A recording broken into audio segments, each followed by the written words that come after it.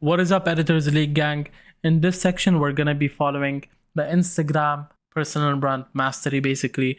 And guys, this is one of the most important sections, and I really feel bad for anyone who doesn't come and watch this section or doesn't watch this video. Like someone who hasn't watched this video until now, I'm really sorry for them. And see, I could have left this video out to be 2 weeks from now, or I could have put this 4 weeks before, but I want to post everything at its time, and I want to boost out of these important concepts. Now, this section is one of the best sections, nothing like you will ever see on any other community, any other people. Like I guarantee you, you will not see a video like this, or you will not see an Instagram section covered to this point that you will guarantee views. So guys, I don't want to leave a library with a bunch of books that no one is reading. I want to put everything in this community in a way that all of you guys look at this content and take it to the advantage. So in this section, we're going to be covering the Instagram mastery. And the way it's going to work is we're going to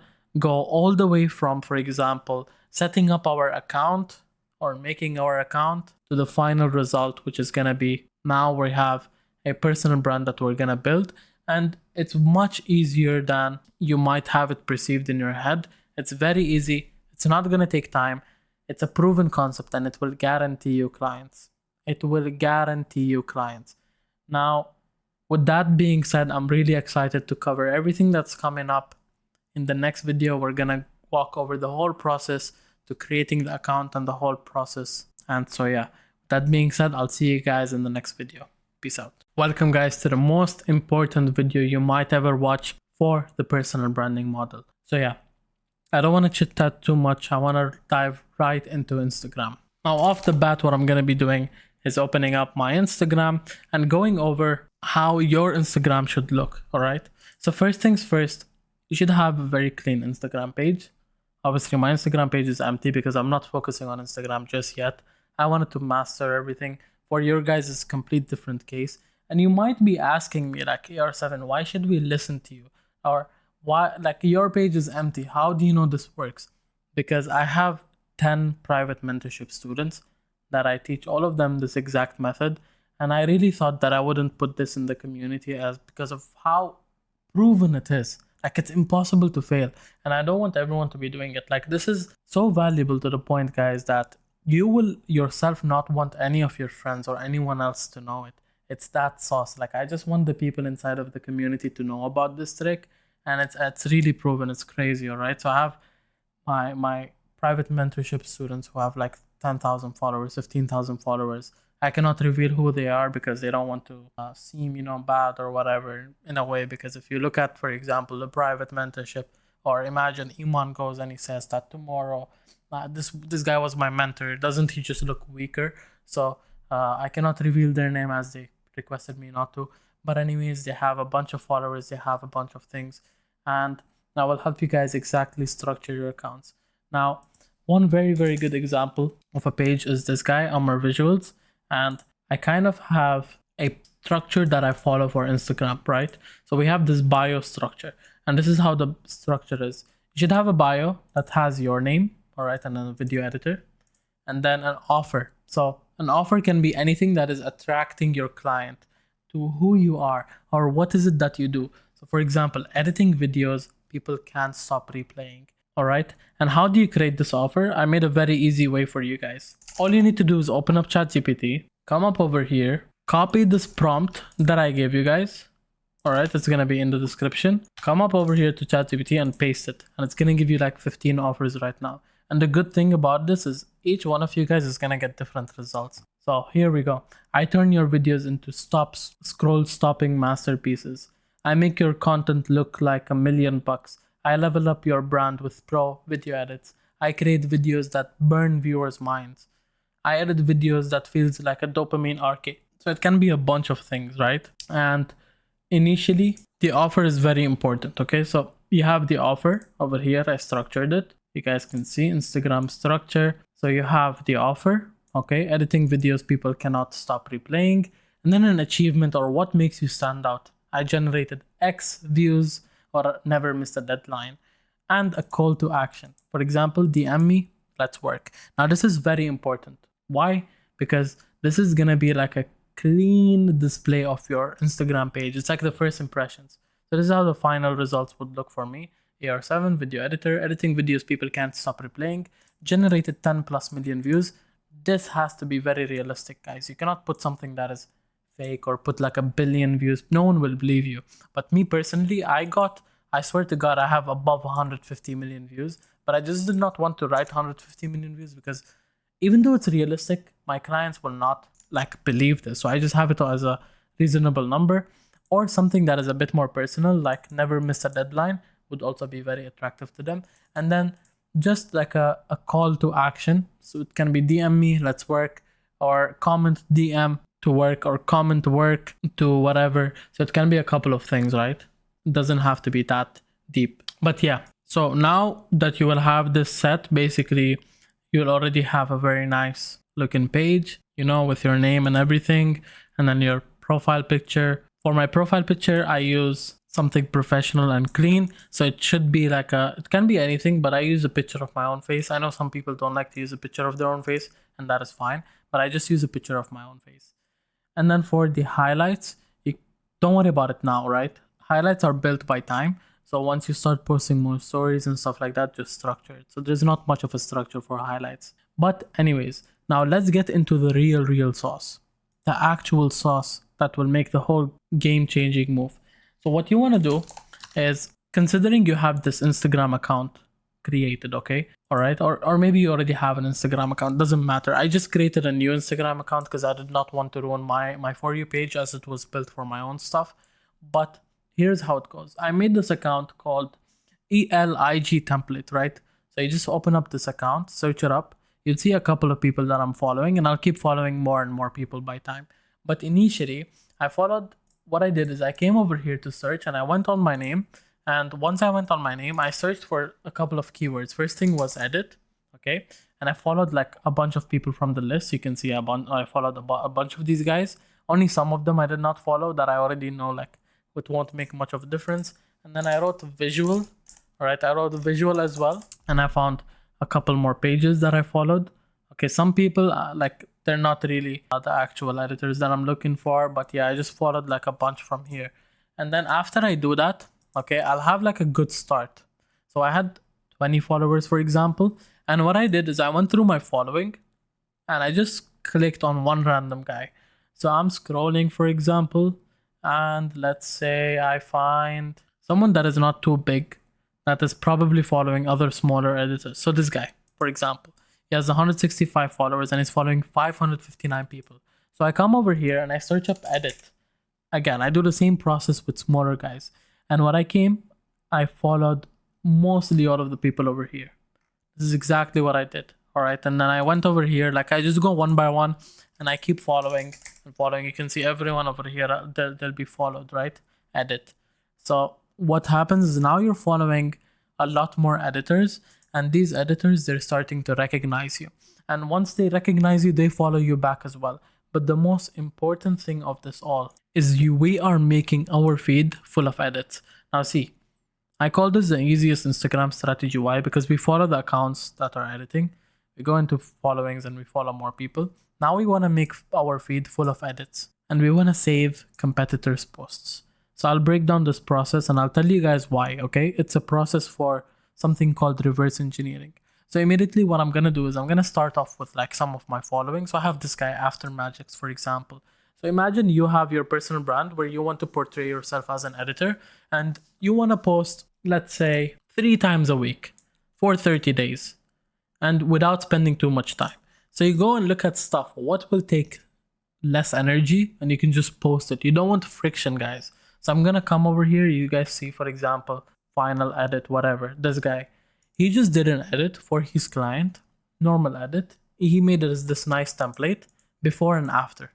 So this is something that you guys should do, especially if you're doing edits at the same time, you're practicing in the community. You have to come over here and post the stuff, guys. And look, everything has like 10,000 views, 5,000 views. And out of every 5,000 views, I guarantee you he gets like 5 inbound messages of clients that want him, and they're down to pay anything. Guys, I got big people actually in my DMs. It's crazy how big they were. But anyways, back to that page. I don't know, I missed it by mistake. But yeah, now what I do is I come over here and I will save this. Okay, I will save this to tell Instagram also that I want to see more stuff like this. So I will save it. Okay, plus this is something that I'm gonna reverse engineer. So I will save this. I'll keep scrolling. For example, maybe this is something that I can do for like the top of the funnel as well, like just to get a lot of more people inside. I can do like a small tutorial, but this is more time consuming, right? So I want to do something that is lesser time consuming. For example, this, just make sure you don't like make a whole ass edit for Instagram. If you are free and you have much time on your hands, then do. But for me, like I will just post edits that I've already done. All right, for me this is a really easy process. So I can just save it. For example, avoid these 3 mistakes that guarantee you'll stay. Nah, this is useless. But see this, for example, my favorite best fonts. This video took him 30 minutes. He just wrote like 5 best fonts on ChatGPT or some shit, and he made a video out of it. So it's that simple. And look at how many likes. 3,000 likes. That means he got a lot of followers after it. So this is what you want to do. After you like save these posts, all right, you can do it at a much like deeper scale. You can save a lot more posts. You want to go into your saved posts, which is probably gonna be here, saved posts, and you want to make a collection. And I'm gonna name this collection reverse engineering post ideas. All right, so I'm gonna come up over here, and reverse engineer basically means that you find a post that you can exactly recreate but in your way. So I have this final edit post. I'm obviously not gonna steal his edit and put it, but I'm gonna do this exact type of template, all right, maybe with a bit of changes, and I'm gonna put my own edit. So I can reverse engineer this.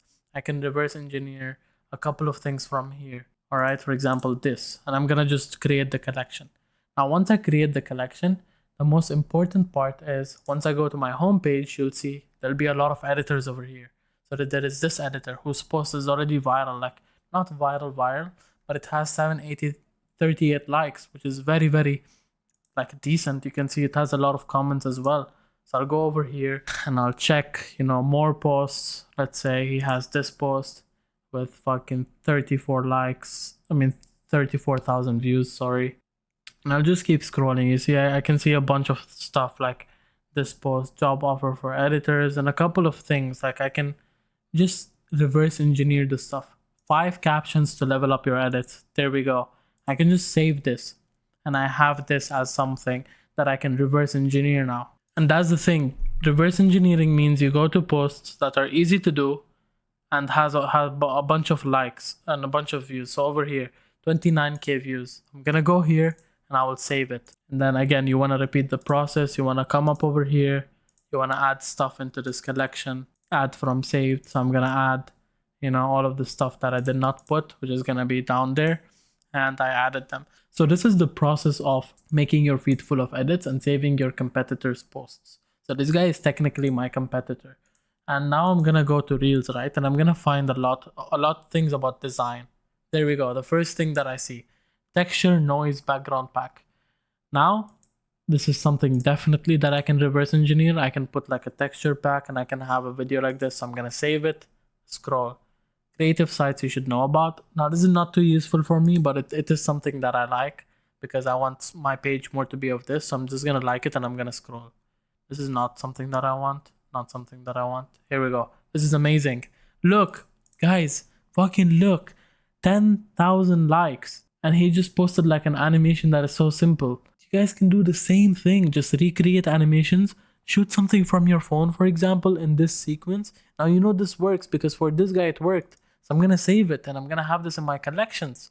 I'm gonna scroll. This is another thing. This went so viral. Understand why did it go viral? Because he made a nice animation and he's showing his timeline. So I'm gonna like this and I'm gonna save it. Now this is something we can reverse engineer. This is an idea that we can reverse engineer. And I'm gonna keep doing the same thing. Look, I'm scrolling. Okay, maybe this is something a bit more complex. That's why it has more likes. Obviously, the more complex, the more likes. So I'm just gonna like this and scroll. Again, another thing. So this is how you reverse engineer posts. Look at this guy. Look at how much fucking likes and fucking views that he got. Like this has 8,000 views. This edit is awful. This edit is so like mid. It's nothing much at all.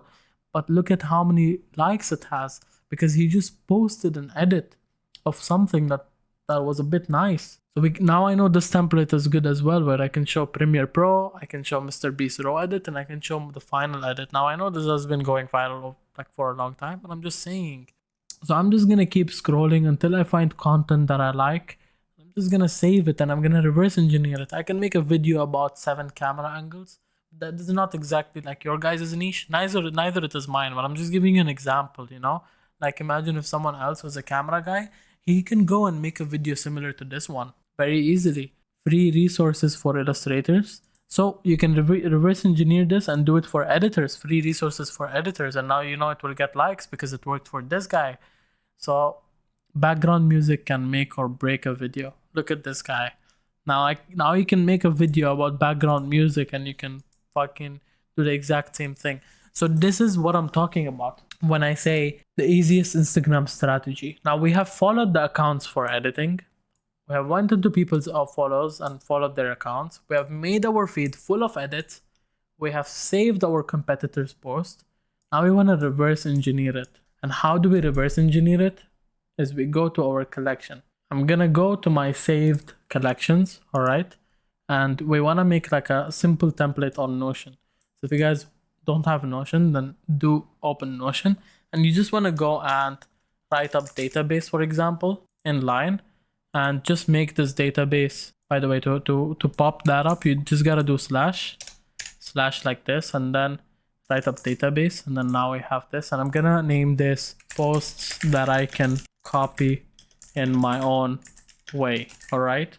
And then we go over here, new collection. So I have these 6 posts. I'm just gonna open all of these in different links by right clicking and open link in a new tab, and then come up over here, copy and paste, or actually just name this. Yeah, just paste it over here and just keep doing that. So copy, paste, copy, paste, copy, paste, whatever. Now I have like 4 links of videos that I can basically reverse engineer. All right. Now for this one, we don't need AI. Like we don't want to ask AI for any ideas because this is very simple reverse engineer. Like you just understand that you have basically, you know, an Instagram post that you're going to do with before and after. So this one is simple, nothing too much. So I'm gonna go on the second post and let's see what we can do here. Never edit a video without using these 5 effects. Cool. So I know this, right? And what I can do right now is I will use AI in terms of what? I'll open up G again. I will write to it.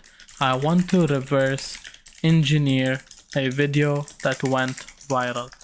The video was about 5 effects that every motion designer and editor should use. For example, help me make the video plus potential effects I can tell my audience about. And then if you have your own ideas, you can. So like you always want to put your own ideas. So here are some I want included. For example, for me, I want to talk to everyone about deep glow, very important effect. I want to talk to everyone about, for example, push rise time, very important effect. I want to talk to everyone about Gaussian blur, for example, very important effect. Now I'll send it over to ChatGPT and it will give me like a list of more things. And obviously, if you deliver the transcript to ChatGPT, it's going to do a much better job. So you don't need to follow all of these things that are above word by word. Never follow like an exact effect word by word. But see over here, it's elaborating more on effects and it's giving me more things. So motion tile, that's a very, very good effect. And turbulent displace, a very, very good effect. So now you can make a video and literally speak about these 5 effects, okay? And then tell them like fucking comment effects and I'll send you a video. And I guarantee the video is gonna get like minimum 1,000 views. Minimum 1,000 views. And out of these 1,000 views, guess what? 3 of them can be clients. 2 of them can be clients. So that's what I'm talking about. You want to post videos, reverse engineer it, do it in your way, just recreate viral videos and it will go viral. So we can do this exact same thing with, for example, this one. All right, this is another example. I've spent $200 and these are the 4 plugins that help me minimize my editing time. Okay, for example. Okay, now I'll go to ChatGPT and I'll do the same thing with plugins, for example. So this is what I'm talking about, guys. You don't need to follow a very strict schedule. Like I could have came here and sent you guys like on Sunday post this, on Wednesday post this, on Thursday post this. That's not the point. I want you guys to look at viral posts, reverse engineer it, and see how you can make maximum advantage of it all to get results. And that is pretty much for Instagram. Like, it's very simple. I don't think we need to overcomplicate it with any other thing. Like, you guys can just post your video, have a nice comment over here, do like nice hashtags. As editors, you guys already know the stuff, but the most important thing is this whole strategy, the Instagram strategy that no one talks about. The Instagram strategy that is very, very crazy. And I'm gonna be linking the prompt that you guys need and the Instagram structure as well. So that's gonna be very useful. But yeah, with that being said, I hope Instagram videos were useful, and I'll see you guys in the next section. And yeah, with that being said, peace out.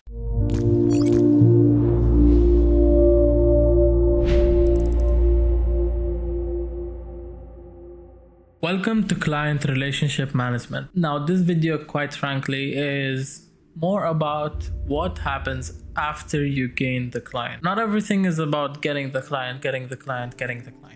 What happens after? If you get the client, how do you retain him? How do you make him happy? How do you provide best of the best value? And most importantly, how do you earn as much as possible from this client? And so in this video, we're going to be going over everything, all the way from understanding what the client needs, communication, setting boundaries and expectations, professionalism, and etc. Point number 1, knowing and understanding what the client wants and needs. So how does this have a big impact? Look, the client isn't looking for someone that is Iman Gadzi type editor, that is Ali Abdal type editor, or that can edit like by Maximize. The client wants someone that can match his vision, be reliable, perhaps even fast, and have good communication skills. Because remember, being competent always beats fulfilling the service. As in, okay, you will edit, but let's say you take 2 months, then what's the point? You have no value. And quite honestly, I don't think you should even be rooted for. So you have to understand that what is it that the client is looking for? What is the client expectations? How can you match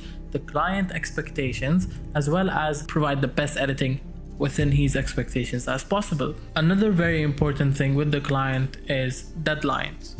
You have to follow the deadlines that are put up. You have to under promise but over deliver. If the client says the deadline is 3 days, just make it clear to him that I want, for example, 5 days. So if you do make it clear, and if it does match with your normal deadline dates, and if you miss it, then honestly the client has no reason to complete editing with you, unless you get an emergency case or something comes up, your PC breaks, you have render issues, some other client comes. Okay, this makes sense, but you need to be very clear with the client in fulfilling the deadlines. Once you have these 3 written down and penned down, the client will most likely not leave you for a very long time, unless your editing is like shit. Now, the second point we need to discuss is communication. This is very linked to the first point, but it's also very important to have good communication with the client. And so when you start with the client, or you close the client, or the client approaches you, you need to have good communication skills, as in, how are you going to approach your offer and pricing? How are you going to show him that your pricing is up to value? What is the expected delivery time, as well as any other policies or terms that you might have? It's very simple, but I think all it needs is just understanding and knowing that you gotta be good at communication, you gotta be more transparent, and you gotta speak out your thoughts. Obviously, by having some wisdom, you don't just say random shit, but you have to make up for your points as well. Factor number 3 in retaining your clients long-term: organization. You don't want to throw your videos everywhere. You don't want to send them like a drive link inappropriately. You don't want to leave out all the content in different places. You want to be as organized as possible. For example, let's say you edited 5 shorts for the clients and they were all on different dates, and then he asked you to deliver all 5 of them by the end of the week. What you can do is you can have them structured in a proper manner. For example, video 1, then you put the reel number 1, video 2, reel number 2, video 3, reel number 3. And then let's say a client asks for a revision. Now it's very simple. You do the revision and you upload it in that exact drive where you had that video. So this gives the client a feel that you are organized and you're not a messy person. It makes everything easier for you and for the client. This is one of the major points to to retain clients long term. I hope you guys took some value and understood what I said in this video. I'll see you guys in the next video. Peace out.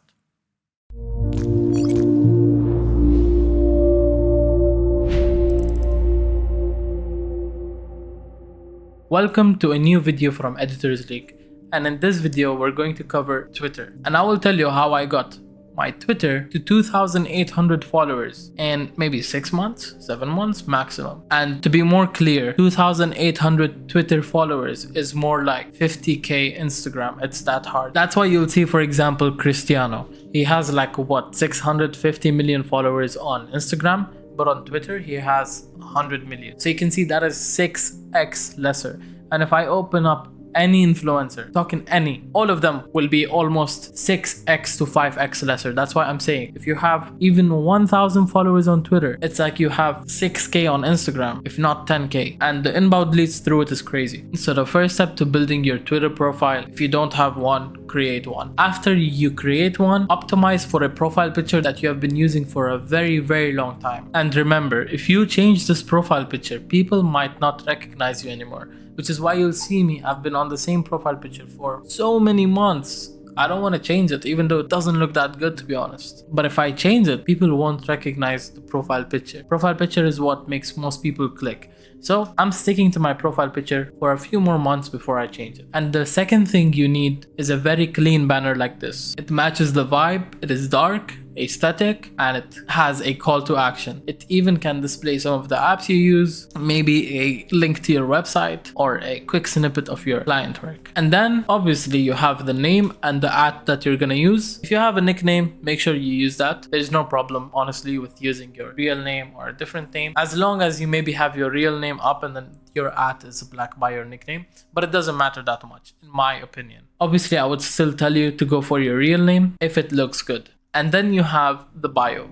Now the bio is very important and it should have these elements. It should describe what your current role is. Honestly, it can get exaggerated if you want to, but I did not exaggerate mine because I know my value. And then put out your offer. Offer not really as in a business offer, but more like what is the value proposition that you're going to give away. For example, it can be hook your audience with a video. Grow your content to the next level. It's not that deep, it's just very simple. Just make sure it's short and not too long like crazy. And then if you have any testimonials, like quick testimonials, as in if you have any results, make sure that is displayed, as in your past achievements. So for me it is, for example, worked with Umar Ashraf, worked with Ahmed Mahmoud, worked with Iman Ghazi, etc, etc. As well as, for example, I've generated 100 million views from my clients. It comes in both short and long form.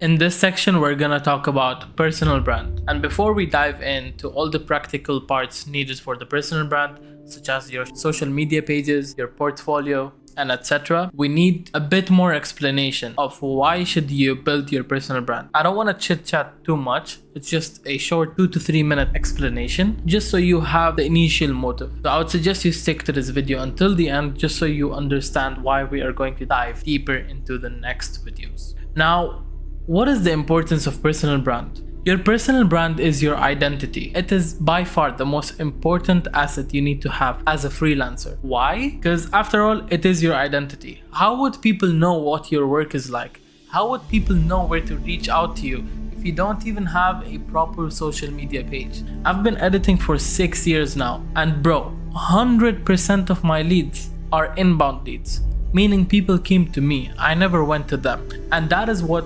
describes the perfect personal brand. And I promise you, if you have a proper personal brand and if you get into the practical parts, then you will be a master at what you do. You will have a great brand image and you will grow. And look, to be honest, I'm not gonna act like I have the best personal brand, but that is a mistake. Why? Because I did not see the importance either. I had clients, I was getting comfortable. I was like, okay, I don't need to build a personal brand more and more. I don't need to grow it further. Obviously, I got the starting part because I was focused on it. But I will tell you all the mistakes that you should avoid that I did and how we are going to optimize our pages together in order to have the perfect personal brand. So with that being said, let's dive into the first video on personal branding.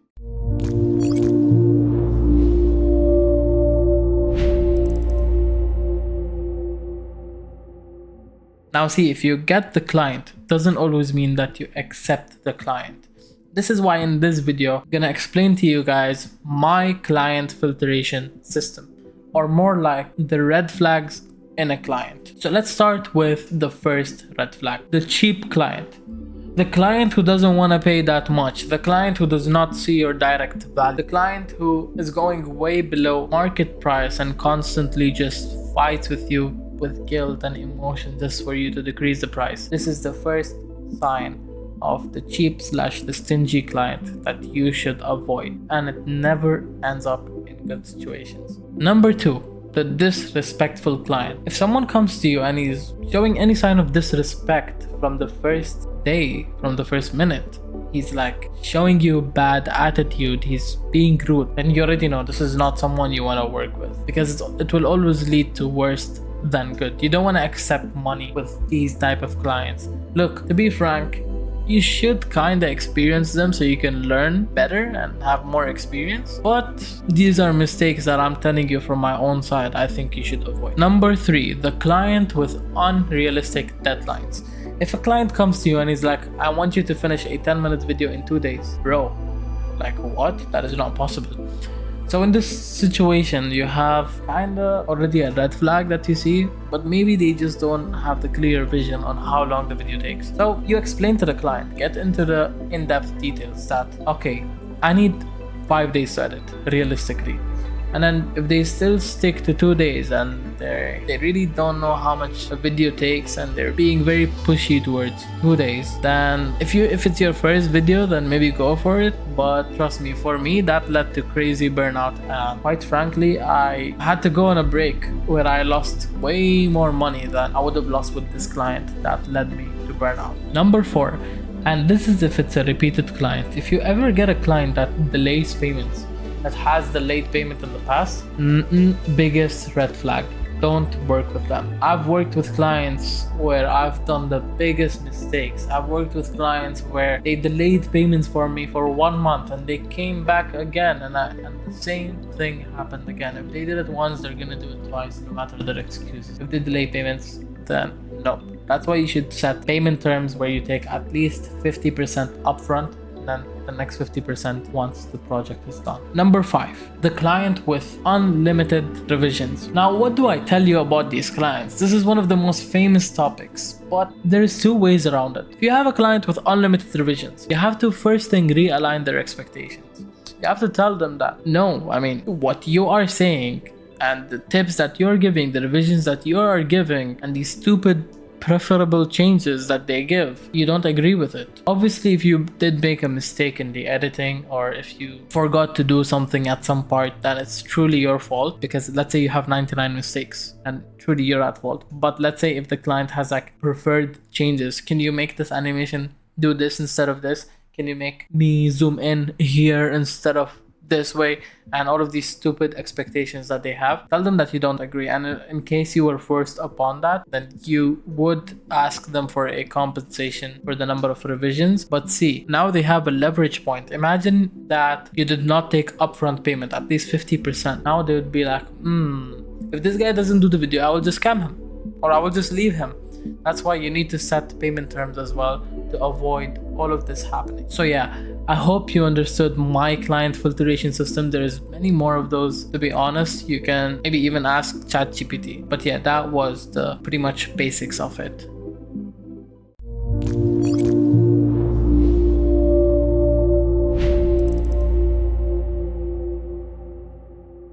Now, this is a special video on top 1% editor, and I'm gonna make myself really comfortable, and I want you to hear this with a complete open mind, because I'm gonna be talking something that might hit your nerve: feedback. Now, over my 5-6 years of editing experience, dealing with freelancers, talking with my other friends, I would say 80% of the people are so sensitive to feedback. It's crazy. That's why they will never improve. That's why they will never become the level that they want to, because they're not taking feedback. And I'll tell you a story about one friend of mine that was so sensitive to feedback that he ended up blocking me. And then 3 months later, he came back and he was like, bro, what you told me 3 months ago was so right. And now that I've improved, I see it. So you as an editor, you need to be very open-minded. You need to be open for constructive criticism and feedback. After all, if you really think that it might mess up your impression, trust me, no, bro, no one cares. No one cares about your impression or how they think towards you as an editor. If you're editing shit, then it just makes sense for people to think you're shit. But how do you want people in the future to not think you're shit? You don't always want to be considered as shit. You want to get feedback. Trust me, feedback is one of the most important things ever. You learn in a feedback more than you can learn in 3 months of editing. If me as an expert, I open your edit and I roast the fuck out of it, I'm like, bro, this is bad, you need to improve it this way. Obviously with constructive criticism, you need to replace this with this, next time you should have done this, next time do this, this is how you should do this, and this looks awful, the graph you used over here is bad, the zoom that you did is bad, the sound effect that you used is pretty awful, use this one instead. This will teach you what you want to learn from like a mentor. And trust me, even if you have like a person that is another editor and perhaps he's better than you and he's giving you feedback, you should always be open-minded and listen. Don't care too much about the impression that you will have, or oh my god, he's gonna think bad towards me, bro. If your editing is bad, then everyone will think you're bad, and that is quite honestly true. So yeah, that was pretty much it, like to give you the hard realization that receiving feedback and receiving constructive criticism and acting appropriately towards it and be like, thank you for giving me this feedback, I will implement it, is so important that people don't realize how much it can improve you and how fast it can improve you. And I've fired some people because they could never take feedback when I told them that, in my opinion, as an editor that has edited 3 or 4 more years with you than you should perhaps not use this certain graph or not use this certain thing. They'll be like, no, this is what I was going for, I don't think it's valid, blah blah blah blah blah. Okay, if you think that's true, then you'll never improve. I know this video got a little bit too intense, but yeah, feedback is very important, guys. You have to be open-minded. We're all gonna post our edits in the roast your edits section, and quite frankly, if you really want to improve, I would suggest you like just post daily edits over there. Whenever you do something, just wait for the feedbacks in order to improve it and see how much you're gonna skyrocket your growth. So yeah, with that being said, I hope you guys enjoyed this video and got your realization. I'll see you guys in the next video. Peace out.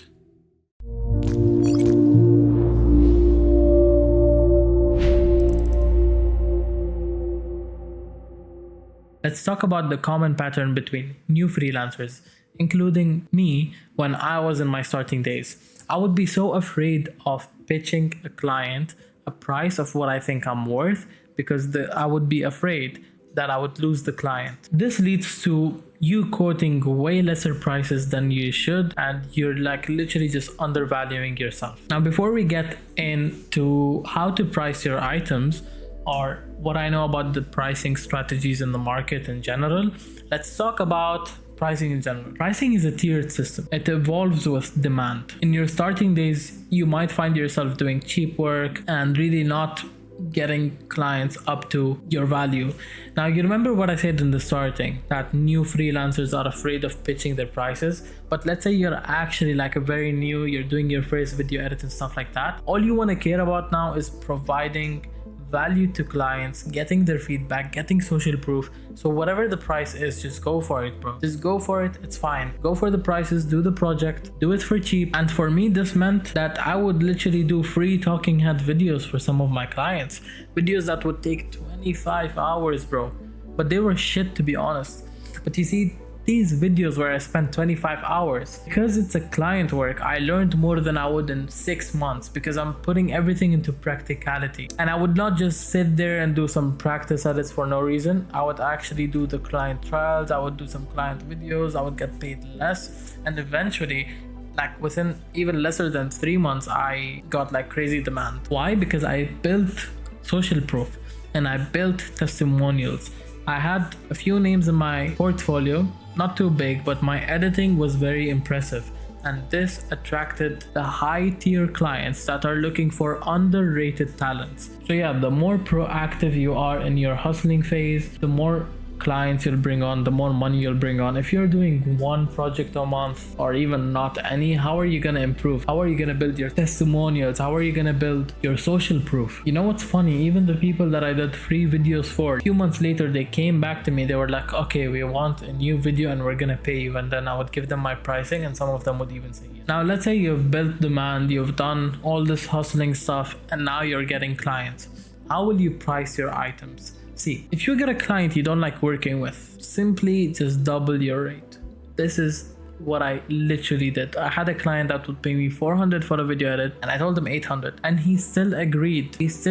And I had no problem dealing with his problems and consequences of like working with him, which is his personality is just a bit annoying, but he's paying me double now. So I was like so down, and I would be like, okay, it's fine, I'll go through the ride. But obviously if you're not in demand, then you can't do that. You have to work with people that are perhaps even red flags. But anyways, now let's talk about a very simple formula for pricing your edit. See, pricing your edit, in my opinion, is completely based on value. Let's say you can finish a video in 3 hours, and then another editor will finish it in 30 hours. You can still get paid for the value. But when it comes to video editing, to be honest, no matter how good you are, you still will be like the same speed as everyone, including you'll just have like a bit more workflow speed and stuff. But you should understand the market prices. Let's say if you're editing a long form video in Iman Gadzi style, then you should know based on your editing skills and how good you are to price it. But for me, let's say 6 months back, I would charge $25 a minute off the video. So if the video was 10 minutes out, it would be $250, and that video would take me like 18 hours, 22 hours. Now let's do the calculation. If you take 20 hours on a video and you're charging $250, that's $12.5 an hour. And in my opinion, that is kind of less. That's why another way you can even charge it is by the estimated hours. You don't display to the client that how many hours will I work, but you just do a simple calculation in your mind. As of now, if someone hires me, I would be like, I wouldn't tell him like in my mind. For example, I take $50 an hour or $100 an hour, and the video took me 20 hours to complete. Then I would minimum charge like $1,000, but this does not mean that you're going to charge $1,000. To be honest, right now, if I get 10-minute video, I would do it for 1K to 1.2K. If it's a VSL, I would do it for 1.5K. So up to this day, I still edit, but what I did is my strategy is working with 3 clients or 2 clients maximum who pay me very, very well, and I work with them long term. And now we work together and we work with each other. I'm not working with them. I organize more tasks for them. I am way more involved in their business. Perhaps even it gets to the equity point. So that is what my current objective is with clients that I work with, but this does not mean that this is going to be your objective from day one. You have to go through the ups and downs, you have to hit the walls, you have to do the cheap edits. It's fine. And to be honest, if you watched all my videos until now, you've already passed like a very, very, very good stage. Like if you are able to do some of the animations that I've done, then I think you're ready to charge like $15 a minute from now. So $150 for your first edit, $200 the edit after it. The edit after it you can charge like $210, $220, and then you can lead up to like $300, $500. And I think $500 you would stay there for a long time, because that's what I did. And then I moved up to like $1K and stuff. But anyways, I hope you guys understood what I mean by pricing. I did not just want to straight up give you guys pricing with no context. I wanted to give you guys the complete image in order for you to understand, because there's no one set of pricing per person. It depends on every single person. It depends on your current skill, and it depends on where you stand at this current moment. You need to understand what's happening, and you need to know your worth. So yeah, with that being said, I'll see you guys in the next video. Peace out.